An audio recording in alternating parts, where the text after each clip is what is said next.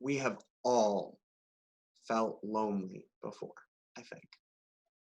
Like when you don't belong or nobody understands you, when you have nobody in your corner to talk to.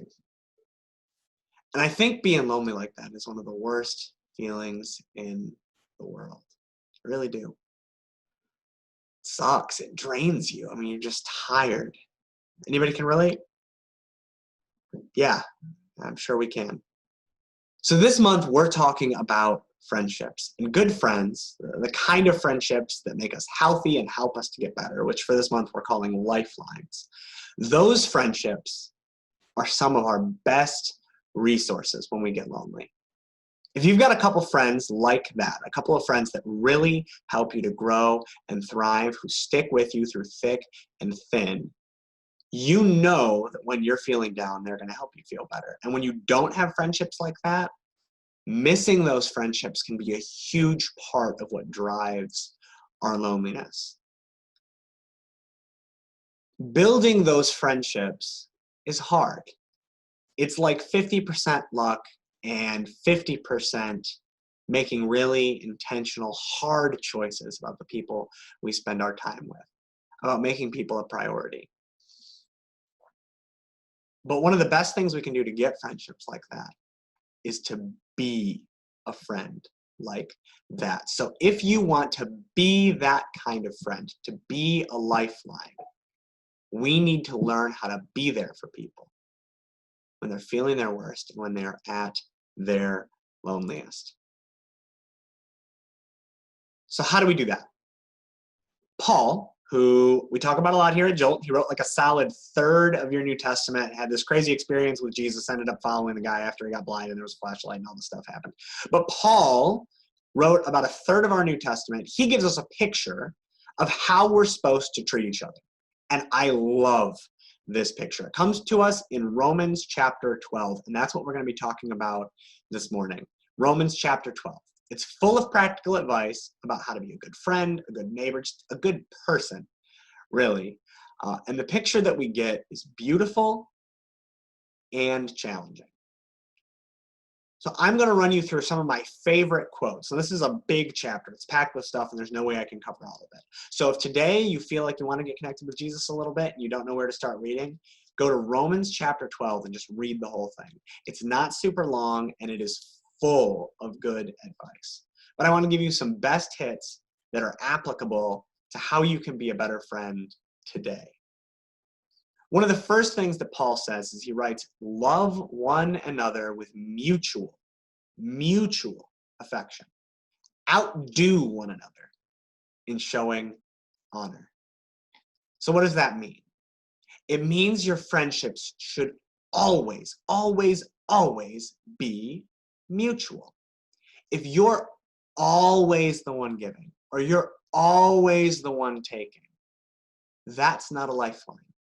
That's not one of those friendships that's 100%.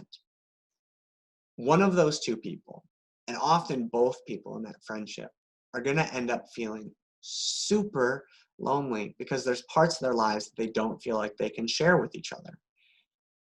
You should be outdoing each other in showing, in talking the other person up, being there for each other, showing people that you care about them, that you honor them, that you respect them. Because those lifelines are the best friendships.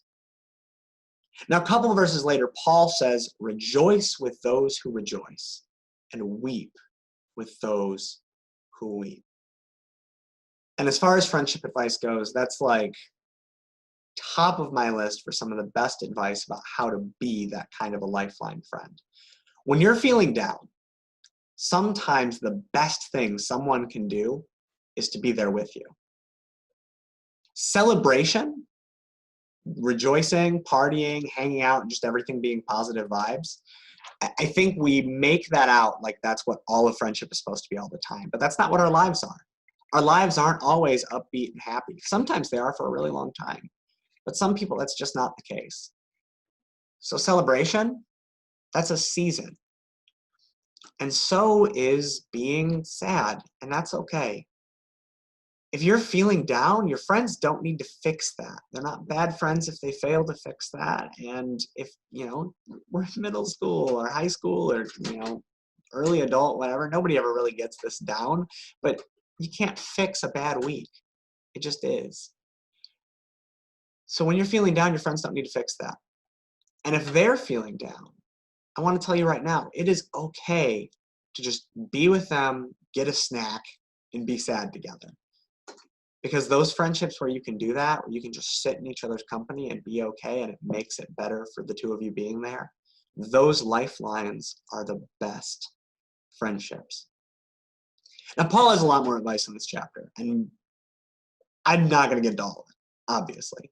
But maybe my favorite line of the whole thing is this.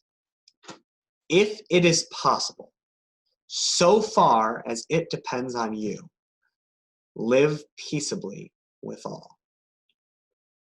You can't control other people. And if you have a friendship where there's constantly drama and anger and hurt feelings, it's worth taking a look, because you might be doing something to hurt that person. And if you are, if that drama is because you're not a very good listener, or you're not respectful or something like that, you can work on that. You can make that friendship better. I mean, that's part of the great thing about friendships, is they help us grow.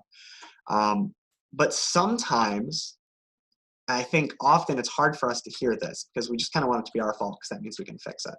But sometimes it's not up to you.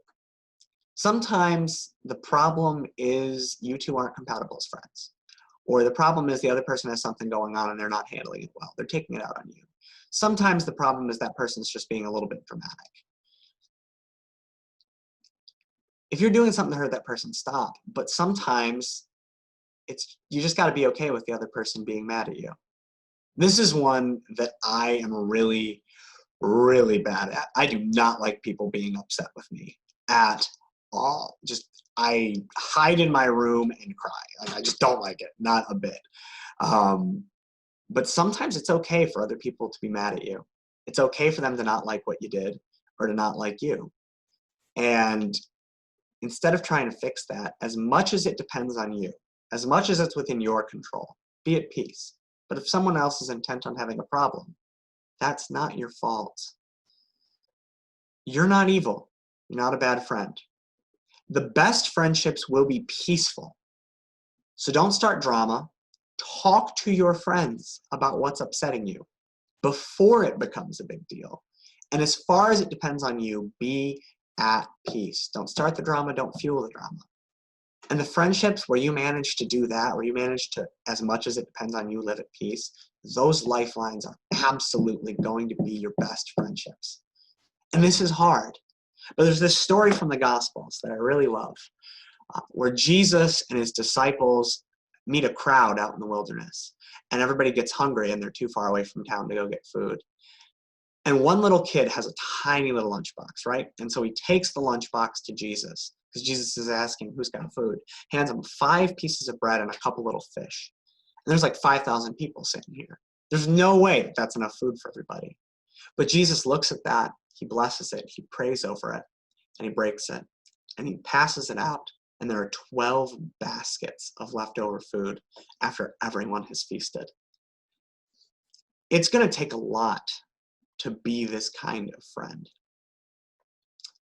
But Jesus can take the little resources we have, whatever we have to bring to the table, the gifts that he's given us, and he can multiply those, and he can break them up, and he can make them abundant, and he can help us to be loving and kind and help people in a way that on our own we would never be able to.